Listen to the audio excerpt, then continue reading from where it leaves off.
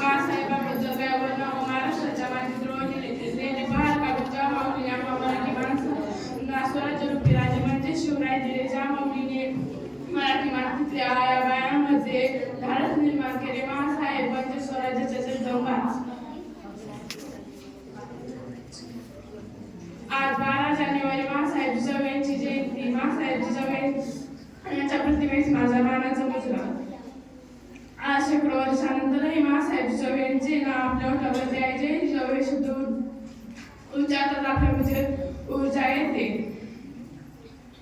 महाराष्ट्राच्या मातीचा कोणीही नाही की ज्यांना जिजाऊ विषयी माहिती नाही. 12 जानेवारी 1598 रोजी मासाहेबांचा जन्म बुलढाणा जिल्ह्यातील सिंदखेड येथे झाला. त्यांच्या वडिलांचे नाव लखुजीराव जाधव व आईचे नाव मासाबाई होते. लहान वयातच त्यांचा विवाह शहाजीराजे भोसले यांच्याशी झाला. एवढे बोलून मी माझे 2 शब्द